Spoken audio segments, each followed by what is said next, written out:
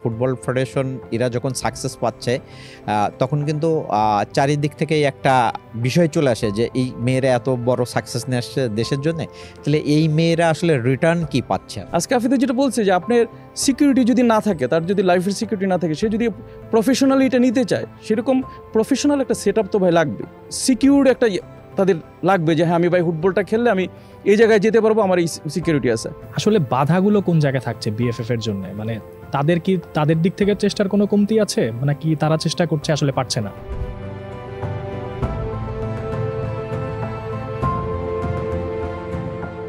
নারী এশিয়ান কাপের মূল পর্বে জায়গা করে নিয়েছে বাংলাদেশ নারী জাতীয় ফুটবল দল। গত কিছুদিন ধরে তাদের এই সাফল্য নিয়ে অনেক বেশি চুলচেরা বিশ্লেষণ হয়েছে, অনেক বেশি অর্জন নিয়ে কথাবার্তা হয়েছে।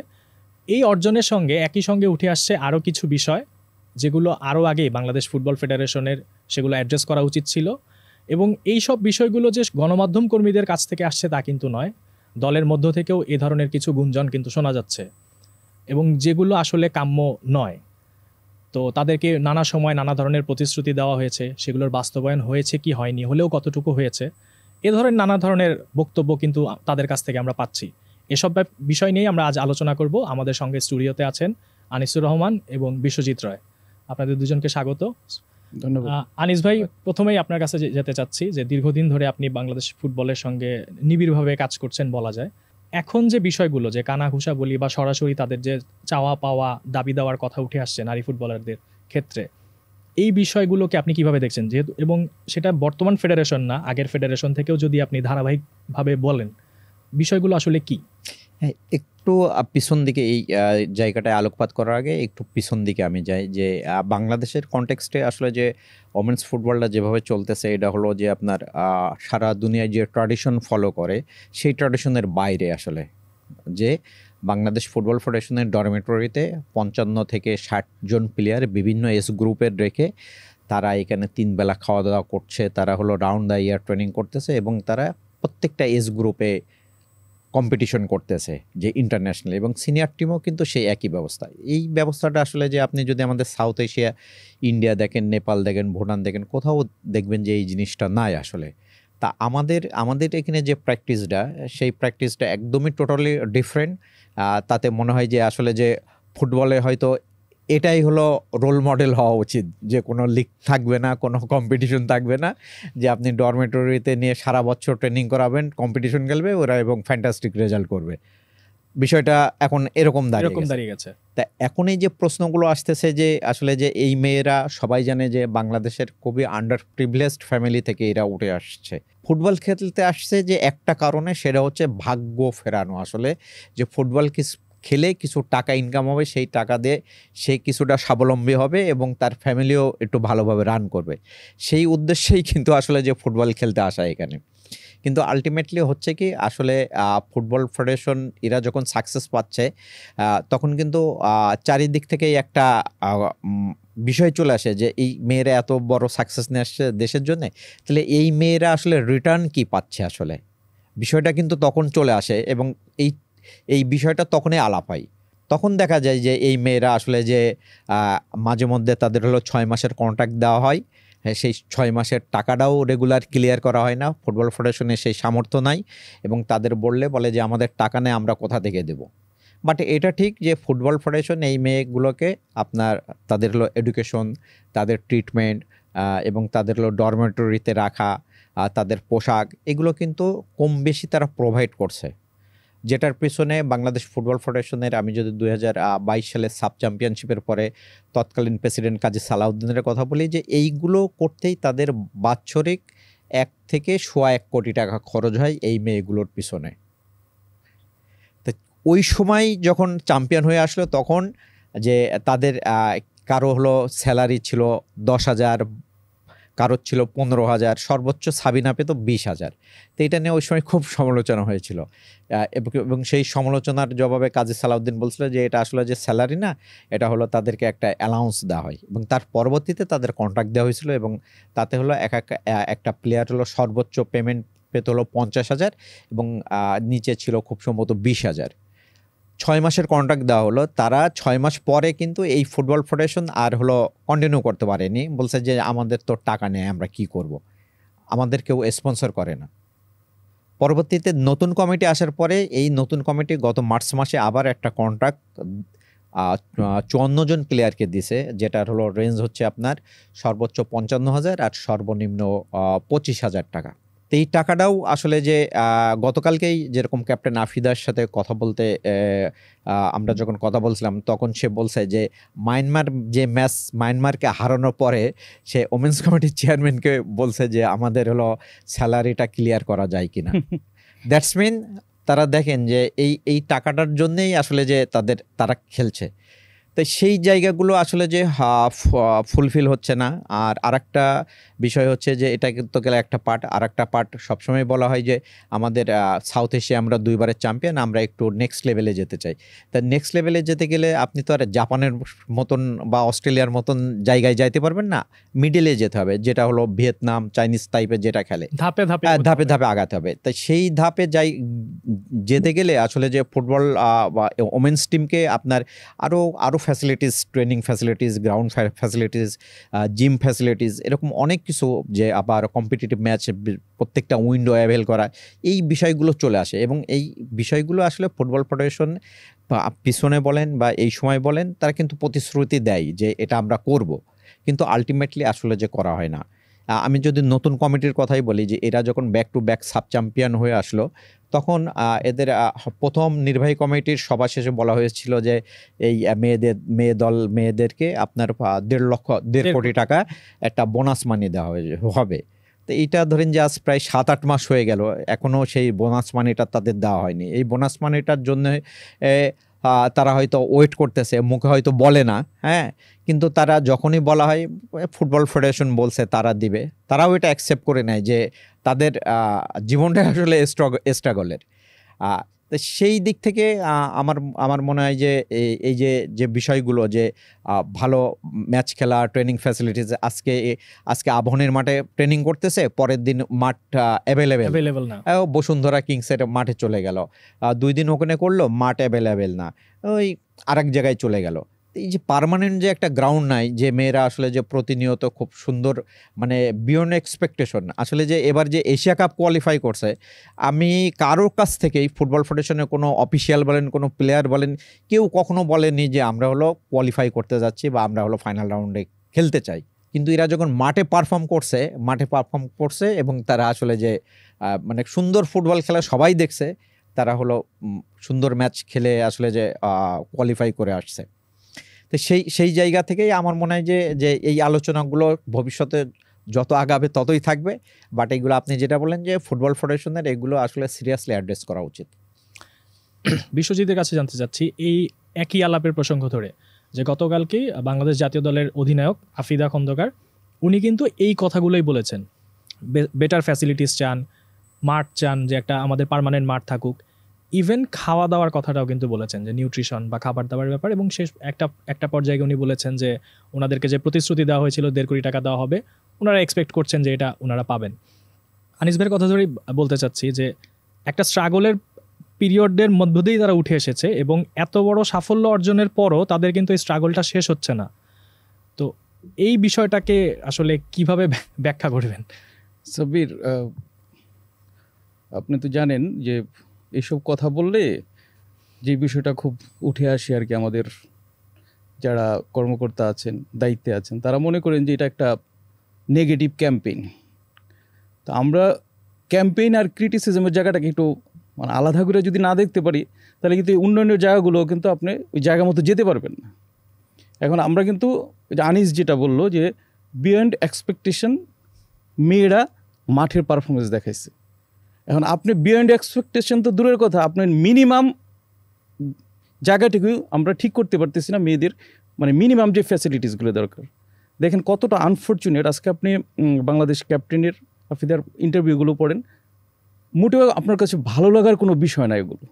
হ্যাঁ, যে আপনার একটা টিম এত বড় একটা অ্যাচিভমেন্ট, তাদের এতটা অ্যাচিভ করেছে, আইসে বলতেছে যে কি তাদের কথা বলার ইয়াটা কি, চাওয়াটা কি, বা মিনিমাম হচ্ছে আমাদেরকে খাবারটা ঠিক করে, খাবারটা আপনি চিন্তা করেন যে খাবারটা ভালো খাবার, একটা ন্যূনতম একটা মাঠ, তাদের নির্দিষ্ট একটা প্র্যাকটিসের মাঠ, হ্যাঁ, তো এই একদম মিনিমাম, কিন্তু আপনি যেগুলো চাচ্ছে এগুলো কোনো কোনো বিশেষ বিশেষ কিছু না, কিন্তু একেবারেই মিনিমাম চাওয়া। এখন কথা হচ্ছে যে আপনি যদি এগুলো অ্যাড্রেস করতে চান তাহলে কিন্তু বলবে যে ভাই আমরা তো এত বড় একটা অ্যাচিভমেন্ট করছি, ওই অ্যাচিভমেন্ট নিয়ে কথা বলেন। হ্যাঁ, আপনারা তো জানেন যে এগুলো নিয়ে আমরা যখন লিখি, আমাদের এক কলিগ একটা লেখা লিখেছিল, হ্যাঁ, যে বিএফএফকে এখন ওই ম্যাচ করতে হবে, হ্যাঁ ম্যাচ করতে হবে প্লেয়ারদের পারফরম্যান্সের সাথে। পারফরমেন্সের সাথে। তো এটা তো আপনি জানেন যে এটা খুব ভালোভাবে নেয় নাই। হ্যাঁ, এটা খুব বলছি যে আমরা নেগেটিভ ক্যাম্পেইন। আপনি দেখেন এটি বেসিক কিছু কিছু রিকোয়ারমেন্টস। হ্যাঁ, তো এইগুলো আমি একটু একটু একটু ইমোশনাল দিকটা বলতে চাইছি। বাংলাদেশে কিন্তু সাকসেস স্পোর্টস অঙ্গনে খুব বিশেষ কোনো সাকসেস তো নেই। আছে খুব খুব বিশেষ কোনো সাকসেস তা তো নেই। ক্রিকেটে মাঝে মাঝে আসে। হ্যাঁ, আর একটু অ্যাড করতে চাচ্ছি এখানে যে মেয়েদের দলের ব্যাপারটাই ডিফারেন্ট এখানে। যে আমরা যদি লাস্ট 4 বছরের কথা চিন্তা করি, 4 বছরে 3টা সাকসেস, আমরা 2টা সাফ জিতলাম, এশিয়ান কাপ। এই ধরনের টানা রেগুলার পারফরমেন্স, লিগ নাই, ফ্যাসিলিটিস নাই, এটা বোধহয় মানে অসম্ভবের মতো। এই জায়গাটা আমি একটু বলি যে বিএফএফ এর কোনো ভূমিকা নাই তা না, কিন্তু অবশ্যই আছে। যেটা আনিস বলছে, একটা সময়ে যে মিনিমাম সাপোর্টটা দেওয়া দরকার ছিল, এনকারেজ করা দরকার ছিল এই মেয়েগুলোকে একটা লেভেলে, তো আমি যদি ভুল না বলে থাকি একটা লেভেলে বিএফএফ সাপোর্ট দিছে। বাট আপনি যদি নেক্সট ইয়ার কথা বলেন, স্টেজের কথা বলেন, সাস্টেনেবল একটা ইয়ার কথা বলেন, আজকে আফিদা যেটা বলছে যে আপনার সিকিউরিটি যদি না থাকে, তার যদি লাইফের সিকিউরিটি না থাকে, সে যদি প্রফেশনালি এটা নিতে চায়, সেরকম প্রফেশনাল একটা সেট আপ তো ভাই লাগবে, তাই না? অবশ্যই প্রফেশনাল একটা সিকিউর একটা তাদের লাগবে যে হ্যাঁ আমি ভাই ফুটবলটা খেললে আমি এই জায়গায় যেতে পারবো, আমার এই সিকিউরিটি আছে। আমরা তো আর বলছি না, আপনার কোচ কি বলছে যে মানে ঋতুপর্ণা ওদেরকে ভালো স্ট্যান্ডার্ডের লিগে খেলা তা আপনি ভালো স্ট্যান্ডার্ডের খেলতে হচ্ছে, আপনার তো লিগই নেই ভাই। আপনার লিগটা কোথায়? লিগই তো নাই। আপনি কেন মাঠ দিতে পারতেছেন না? একটা মাঠ দিন। আপনি ভাই 22 হলো, 24 হলো অক্টোবরে, তাই তো? অক্টোবরে তো অক্টোবরে হলো, আমরা প্রায় 1 বছর হয়ে যাচ্ছি। আমরা কি করলাম মেয়েদের জন্য? আমরা তাদেরকে কি দিছি আর কি? আমরা এটা বলেন, যখন চ্যাম্পিয়ন হয়ে আসে তখন তো অনেক কথা শোনা যায়, অনেক জায়গা থেকে অনেক কিছু করবো, এই করবো সেই করবো। সে মনে করেন যে আমাদের সম্মানিত বিএফএফ প্রেসিডেন্ট সংবর্ধনাতে যে কথাগুলো বলেছেন, খুবই সুন্দর কথা বলেছেন। উনি বলেছেন যে, এবং উনি এটাকে নাম দিয়েছেন মিশন অস্ট্রেলিয়া। হ্যাঁ, মিশন অস্ট্রেলিয়া আপনি করবেন, এটা আমরা আপনাকে সাধুবাদ জানাই। যা যা করার দরকার তা করবেন, কিন্তু আমরা মিশন, এই যে ওমেন্স ফুটবলের জন্য একটা মিশন, একটা কিছু মিশন ভিশন দেখতে চাই, এটা দীর্ঘমেয়াদী আপনি একটা কিছু করবেন। এইটা আপনি খুব দ্রুত বলেন যে আমি এই করতে চাই, এই জায়গায় আমার বাধা, আমি এই জায়গা থেকে আমার ফিনান্সিয়াল আপনার পরিকল্পনাটা কোথায়? আপনার পরিকল্পনাটা বলেন। আমরা তো সেটাই দেখতে পাচ্ছি না। আনিস ভাইয়ের কাছে এই ক্ষেত্রে যেতে চাচ্ছি যে বিএফএফ তাদের মিনিমাম চেষ্টাটা করেছে, কিন্তু ফুটবলকে নেক্সট লেভেলে নিতে হলে তাদেরও নেক্সট মানে এক ধাপ উঁচু বা মানে যে কয়টা ধাপ উঁচুতে যাওয়া দরকার তাদেরকেও সেটা যেতে হবে। আসলে বাধাগুলো কোন জায়গায় থাকছে বিএফএফ এর জন্য? মানে তাদের দিক থেকে চেষ্টার কোনো কমতি আছে, মানে কি তারা চেষ্টা করছে আসলে পারছে না? হ্যাঁ, আসলে যে ধরেন যে আমি যদি বলি যে ওমেন্স ফুটবলের যে বর্তমান কমিটির ভিজিবল কোনো যে আপনার স্টেপ নিছে সেটা মিডিয়াতে প্রকাশ করছে, যে আমরা এখনো দেখিনি। কিন্তু আসলে যে গত 8 মাসে আমি নিজেও আসলে যে গত মাসে একটা প্রেস কনফারেন্স হয়েছিল, সেখানেও আমি বলছি যে ওমেন্স ফুটবলের তো ভিজিবল কোনো কিছু আমরা দেখছি না যে ওমেন্স ফুটবল, সে উত্তর আমি কিন্তু প্রেস কনফারেন্সে পাইনি। আর বিষয়টা হচ্ছে, মূল বাধা হচ্ছে যে দেখেন যে একটা ফুটবল যখন খেলতেছে একটা মেয়ে, সে এটা হলো প্রফেশনালি নিছে, তার একটা জব। বিশ্বজিৎদা যেটা বললো যে সিকিউরিটি দ্যাটস মিন আপনি হচ্ছে যে একটা প্লেয়ার কয় বছর খেলতে পারে? 8 বছর 10 বছর। তা 8-10 বছরের ভিতরে আপনি যদি একটা ভালো অ্যামাউন্ট যদি ইনকাম না করতে পারেন, তার পরবর্তীতে কি হবে? আপনি তো প্রাইম টাইম আপনি এখানে দিয়ে দিচ্ছেন, আপনি অন্য কিছু জানেন না, অন্য কিছু করতে পারেন না, স্টাডিটাও হয়তো ঠিক মতো করছেন না। স্বাভাবিকভাবে তখন সে মানে তার এজও থাকবে না অন্য কোথাও জয়েন করা। তা বাংলাদেশের ফুটবলে দেখেন যে ছেলেরা ফুটবল খেলতেছে, ছেলেদের বিষয়ে তো কখনো এই কোশ্চেন উঠছে না যে ছেলেদের কি ফ্যাসিলিটিস দেওয়া হলো, হারুক জিতুক, যে এখন ছেলেদের ফুটবলে ক্রেজ, কেন কেন আসলে ছেলেদের ফুটবলের ক্ষেত্রে বলা হচ্ছে না? কারণ ছেলেরা ডোমেস্টিক খেলে তারা একটা হ্যান্ডসাম মানি পায়। আপনি বাংলাদেশের ফুটবলের ছেলেদের কথা যদি বলেন যে গত সিজন বাদ দিয়ে যদি তার আগের সিজনও বলি, ২-১টা প্লেয়ার কোটি টাকার উপরে এক সিজনে তাদের পেমেন্ট করা হয়েছে। কোটি টাকা। হ্যাঁ? এটা মানে বাংলাদেশের ফুটবলের স্ট্যান্ডার্ড অনুযায়ী শুনতে অবাক লাগতে পারে। কিন্তু এই মেয়েরাদের জন্য কোনো যে লিগ আছে, নামমাত্র একটা লিগ আছে, এখানে ক্লাবগুলো সেইভাবে ইন্টারেস্টেড না, খেলে না। ২-১টা ক্লাব হয়তো আসে এবং তাতে টপ প্লেয়ার দেখা যায় যে একজন সর্বোচ্চ ৪ লাখ ৫ লাখ সিজনে পাচ্ছে এবং অন্যান্য প্লেয়াররা আসলে যে নামমাত্র করছে যে টাকা পায়, টাকা পাচ্ছে। ৫,০০০, ১০,০০০, ২,০০০ এরকম, মানে কেউ উইদাউট টাকাতেও আসলে যে ওমেন্স ফুটবল লিগ খেলে। তাই এই জায়গাটা আপনি যতক্ষণ না পর্যন্ত স্ট্রং করতে পারছেন যে মেয়েদের জন্য, আপনি ঠিক আছে ক্লাবগুলো যখন ইন্টারেস্টেড না ওমেন্স ফুটবলে, আপনি একটা কর্পোরেট লিগ করতে পারেন, ফ্র্যাঞ্চাইজিস একটা লিগ করতে পারেন, যেখানে সরি আমি আবার একটু ইন্টারাপ্ট করতে হইতেছি, ফ্র্যাঞ্চাইজি লিগের কথা কিন্তু উঠছে, হ্যাঁ। মোটামুটি প্রচারও হয়েছে ভালো। হ্যাঁ, ফ্র্যাঞ্চাইজি লিগ হচ্ছে, কেন তারপর আর কিন্তু কোনো হ্যাঁ আলোর মুখ আর কোনো আলোর মতো লিগের একটা উঠছিল, কিন্তু সেটাও আলটিমেটলি হয়নি।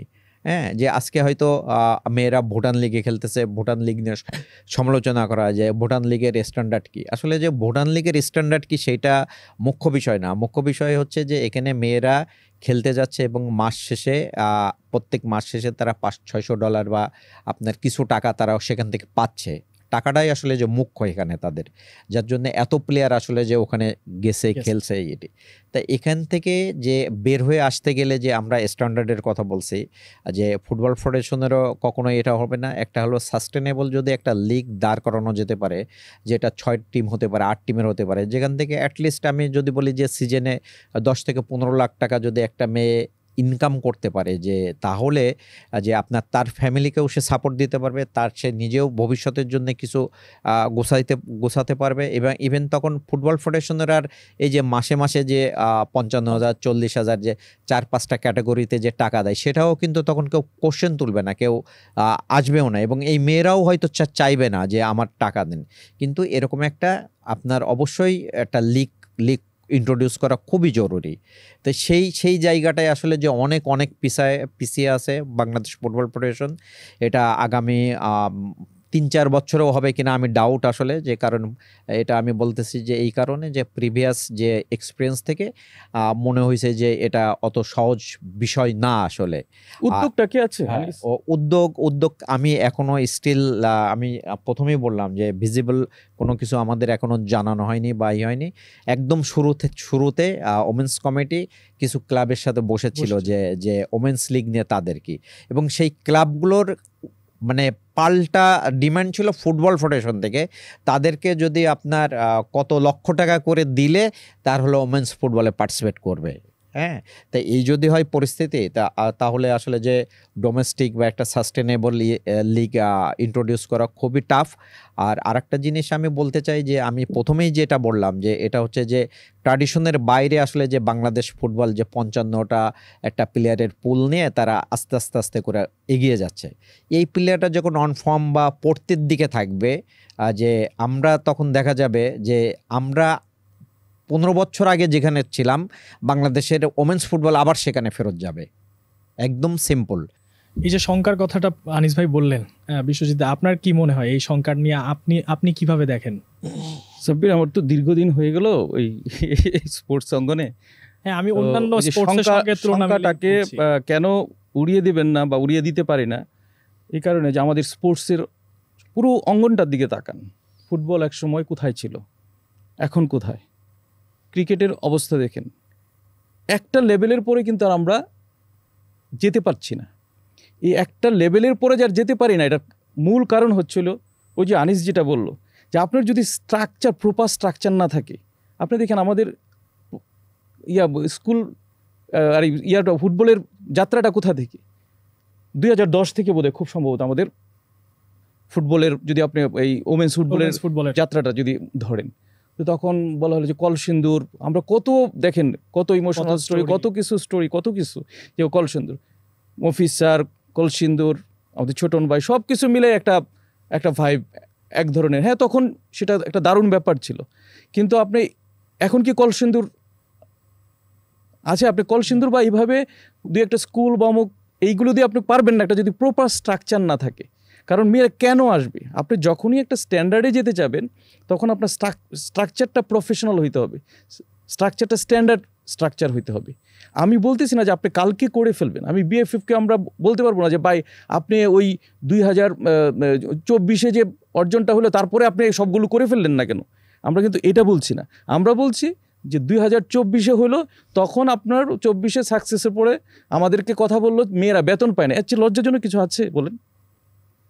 যে বেতনটা ঠিকভাবে পাচ্ছে না, যে মেয়েরা আপনাকে এত বড় একটা সাকসেস এনে দিল, দেন এখন আপনি তার চেয়ে বড় সাকসেস যেটা আপনি চিন্তাও করেন নাই সেই সাকসেসটা এনে দিল। এখন আপনাদের বলতে হয়েছে ভাই 1.5 কোটি টাকা যে প্রতিশ্রুতি দিয়েছিলেন সেই টাকাটা তো পাইলাম না এখনও। আপনি একটা জেনারিক কিছু কথাবার্তা বললেন যে আমরা এই মেয়েদের জন্য সব কিছু করবো, অস্ট্রেলিয়াতে আমাদের সাকসেসের জন্য আমরা অনেক কিছু করবো, এই মেয়েদের যে যা করা দরকার, এই যা করা দরকার অনেক কিছু করব, এইগুলো কথার ভাই কোনো অর্থ নাই। আপনি স্পেসিফিক হন, আপনি এক্সিকিউটিভ কমিটিতে মিটিং করেন, মেয়েদের ব্যাপারে স্পেশাল আপনি কি করতে চান, কোথায় আপনার বাধাগুলো আছে সেগুলোকে আইডেন্টিফাই করেন, একটা মাস্টার প্ল্যান দেন যে আমি ওমেন্স ফুটবলকে এই জায়গায় নিয়ে যেতে চাই। সেইটা কোথায় ভাই, সেটা আমাকে দেখান, সেটা কোথাও আছে? আমাদের স্পোর্টসের বড় বাধা হচ্ছে এই জায়গাগুলোতেই। আমাদের প্লেয়ারদের আপনারা অনেক দায় দিই আমরা, ঠিক আছে প্লেয়ারদের তো অনেক দায় আছে, ওরা পারফরমেন্স না করতে পারবে, গালিটা আপনি আলটিমেটলি প্লেয়ারদেরকেই দেওয়া হয়। হ্যাঁ, কিন্তু আপনার স্ট্রাকচারটা কোথায়? আমরা এই উত্তরটা স্পোর্টসে খুঁজতে হবে যে আমরা একটা পর্যায়ের পরে যেতে পারি না কেন। ইকুয়েশনটা এরকম যে আমরা হয়তো 2-3টা ম্যাচ ভালো খেললে আমরা ওয়ার্ল্ড কাপে চলে যেতে পারি। আপনার যেই টিম যেই মেয়েরা ওয়ার্ল্ড কাপ খেলবে তার ক্যাপ্টেন আপনাকে বলছে কি যে ভাই আমাদের খাবারটা যাতে প্রপার হয়, আমাদেরকে একটা প্র্যাকটিস গ্রাউন্ড যাতে আমাদের নানা জায়গায় যেতে না হয়। হ্যাঁ, আমাদের এই এক ডরমেটরিতে আপনি রাখতেছেন বা এটা একটা আপতকালীন খুব ভালো আপনার ছিল, আপনারা এই সাপোর্টটা দিয়েছেন, এটা আমরা প্রেইজ করি। হ্যাঁ, কিন্তু বা এটা থেকে কীভাবে বের হবেন, এটা প্ল্যানিংটা কোথায়, সেইটা দেখতে চাই আমরা। আলোচনা শেষ করব পল্টু ভাই এবং আমি জাস্ট আপনারা লাস্ট মোমেন্টে আপনারা আর যা অ্যাড করতে চান। আচ্ছা, আমি জাস্ট আর একটা জিনিস অ্যাড করতে চাই। এই যে দেখেন যে বাংলাদেশ ফুটবল টিমে যখন 2022-এ সাব চ্যাম্পিয়ন হয়ে আসার পরে কিন্তু বেশ কিছু ফুটবলার কিন্তু হলো তারা ফুটবল ছেড়ে দিল। আমি স্বপ্নার কথা যদি বলি, সিরাজ জাহান স্বপ্না, হ্যাঁ, তার স্পিড যে সে এত মানে অপোনেন্টের আপনার অ্যাটাকিং থার্ডে তার এত মুভমেন্ট ছিল, হ্যাঁ, সে কিন্তু মানে আউট অফ ফ্রাস্ট্রেশন আসলে যে ফুটবল ছেড়ে দিছে, ফুটবল ছেড়ে হলো ঘর সংসার মন দিছে। আখির কথাও যদি বলি যে হ্যাঁ, আখি চায়না চলে গেছে বা সে হলো একটা টেনিস কোচের সাথে বাংলাদেশে তার হলো বিয়ে হয়েছে, সে হলো ওখানে ঘর সংসার করছে। কিন্তু এই আখি আমার মনে হয় যে বাংলাদেশে থেকে যেতে পারতো, বা সিরাজ জাহান স্বপ্নাও হলো থেকে যেতে পারতো। আরও অনেকে, আনুচিং, তারপরে মগিনে, আনায়, অনেকেই কিন্তু বের হয়ে গেছে। যে অনেকের পারফরমেন্সের বিষয় আছে, আবার অনেকের পারফরমেন্স টপ পারফরমেন্স থাকতেও তারা বের হয়ে গেছে। কিন্তু এখানে যদি দেখেন যে আখি যদি বাংলাদেশে বসে সে যদি সিজনে 20 লক্ষ টাকা কন্ট্রাক্ট পেত, হ্যাঁ, স্বপ্না যদি আমি বলি যে 15-20 লক্ষ টাকার কন্ট্রাক্ট পেত, বা তার যদি বাইরে খেলার একটা সুযোগ, মানে আমি বলতে চাচ্ছি যে আসলে যে যদি ইনকামের একটা ওয়ে থাকতো তাহলে কিন্তু তারা ফুটবলে কিন্তু স্টে করতো আমার মনে হয়, ঠিক আছে? তো সেই জায়গা থেকে এখনও আমার মনে হয় যে এই যে এখন যে যারা খেলতেছে এদের বয়স খুবই কম, যে কয়েকজন সিনিয়র যদি বাদ দিই এই টিমের অধিকাংশই হলো 20-এ, আমি যদি বলি আশেপাশে যে সিনিয়র যে 23 জন ছিল, সেই 23 জনের মতো 23 জনের ভিতরে 10 জন এই যে আন্ডার-20 সাব চ্যাম্পিয়নশিপ খেলবে ন্যাশনাল টিমের 10 জন মতন এখানে। দ্যাটস মিন, বুঝতে পারছেন, অর্ধেক প্লেয়ার কিন্তু আন্ডার-20। তাই এদের বয়স যখন আরেকটু বাড়বে, তারা আরেকটু যখন চিন্তা করবে, তখন তারাও কিন্তু যখন দেখবে যে না, এই ফুটবলে তো আসলে যে সারা বছর ট্রেনিং আর মাসে হলো 40, 50, 25, 55 হাজার বেতন, এতে তো আমার পোষাবে না এটি। আলটিমেটলি তখন কিন্তু তারা ফুটবলটা আসলে যে কন্টিনিউ করবে না। ফুটবল তারা মন থেকে ভালোবাসে, তারা খেলে। তাই সেই জায়গা থেকে আমার মনে হয় যে এই ফুটবলটাকে একটা বা মানে আমাদের স্থায়ী একটা রূপ দিতে গেলে, ওমেন্স ফুটবলের একটা ভালো একটা শেপ রূপ দিতে গেলে অবশ্যই যে সিকিউরিটির কথা, ভবিষ্যতের যে কথা বলা হচ্ছে, এবং সেই ভবিষ্যৎ সিকিউর করতে পারে একমাত্র অর্থ। সেই অর্থ আমি বলছি না যে ফুটবল ফেডারেশন মাসে মাসে লক্ষ লক্ষ টাকা দেবে। ফুটবল ফেডারেশন এমন একটা স্ট্রাকচার তৈরি করবে যে স্ট্রাকচারের মাধ্যমেই তাদের হলো একই সাথে তারা হলো আর্থিকভাবে লাভবান হবে এবং তারা তাদের স্কিল ডেভেলপ করতে পারবে, তারা ম্যাচ সিচুয়েশন সব কিছু তারা একটা ইসের ভিতরতে সিস্টেমের ভিতর দিয়ে চলে আসবে এবং ইন দ্য এন্ড তারা ন্যাশনাল টিমকে রিপ্রেজেন্ট করে যেভাবে রেজাল্ট দিচ্ছে সেই রেজাল্টটা আনতে হবে। তা এখনই আমার মনে হয় যে ফুটবল ফেডারেশনের যে বিশ্বজিৎ দা যেটা বললো যে ওমেন্স ফুটবল নিয়ে যদি আসলেই তাদের কোনো মিশন থাকে তাহলে সেটা একদম ক্লিয়ার করা এবং তাদের রোড ম্যাপটাও আমাদের জানিয়ে দেওয়া যে আমরা এইভাবে করতে চাই, এইভাবে এগোতে চাই। অলরেডি দেখেন যে ঢাকা ব্যাংক কিন্তু 2018 সালের শেষ থেকে এই ওমেন্স ফুটবল টিমের সাথে আছে, তারা কিন্তু একটা হ্যান্ডসাম মানি দেয়। তারা যদিও কখনো প্রকাশ করেনি ফুটবল ফেডারেশন, আমি যতটুকু শুনছিলাম যে তারা ইয়ারলি 3 থেকে 3 কোটি প্লাস তারা কিন্তু এই ওমেন্স টিমকে দেয়, যে তাদের হলো আপনার সব যত খরচ আছে, বাইরের টুর্নামেন্ট পার্টিসিপেশন, যখন প্রেস কনফারেন্স হয়েছিল আর কি, তখন কিন্তু তারা বলছিল যে আমরা এই ইসে দেই। তাই একটা বিগ অ্যামাউন্ট কিন্তু তারা পায় আসলে অলরেডি যে ওমেন্স ফুটবলের জন্যে। এবং ফিফা থেকেও আপনার কিন্তু টাকা আছে, যে আপনি বাইরে খেলতে যাবেন, যে ট্রান্সপোর্ট একটা অ্যাপ্লাই করলে বা আপনি কিটস কিনবেন সেটা অ্যাপ্লাই করলে ফিফা থেকেও কিন্তু টাকা দেওয়া হয়। একদম যে ফুটবল ফেডারেশন যে নাই তা না, টাকা আসছে, টাকা এটি কিন্তু এটা মনে হয় যে আরও প্রপার ওয়েতে আরও কীভাবে মেয়েদেরকে মানে সুচিন্তিত একটা প্ল্যান দরকার আসলে, যে এই মেয়ে ফুটবলদের আরও এগিয়ে নিয়ে যেতে এবং বিশ্ব দরবারে নিতে গেলে একটা সুচিন্তিত প্ল্যানের কোনো বিকল্প নাই। বিশ্বজিৎ এখানে যদি একটু অ্যাড করেন। এখানে অ্যাড করে আনিস খুব সুন্দরভাবেই বলছি জিনিসটা। মানে আমি শুধু এইটুকু বলবো যে 2টা পার্ট করে ফেলানো উচিত এখন। 2টা পার্ট হচ্ছিল যে মিশন অস্ট্রেলিয়া, ফাইন, ওকে, আপনি মিশন অস্ট্রেলিয়া নিয়ে আগান, ওদের এই অল্প সময়ের মধ্যে, নেক্সট ইয়ারে তো অল্প যে সময় আছে, কয়েকটা মাস আছে, ওইটা নিয়ে আপনি তাদের বাইরে ট্রেনিং ফ্যাসিলিটিসে করে দেন, কিছু ম্যাচের আয়োজন করেন। এটা হচ্ছে আপনার একটা পার্ট। এটার সাথে আপনি ওভারঅল ওমেন্স ফুটবলকে গোলায় ফেললে হবে না। হ্যাঁ, যে ওভারঅল ওমেন্স ফুটবলের যে উন্নতির জন্য যা করা দরকার সেটা হচ্ছে ডিফারেন্ট প্ল্যানিং। হ্যাঁ, ডিফারেন্ট একটা প্ল্যানিং করেন, আর আলাদা একটা প্ল্যানিং করেন যে আমি দীর্ঘমেয়াদী কী করতে চাই। তা আপনারা যেটা বলেন যে আমাদের মানে আমরা সময় দিতে কিন্তু সবাই রাজি, কিন্তু কথাটা তখনই উঠে যখন আমরা কিছু দেখতে পাই না। আমার মনে হয় 2টা পার্ট করে মিশন অস্ট্রেলিয়া ঠিক আছে, এটা ফাইন, এটা নিয়ে আপনি কাজ করেন।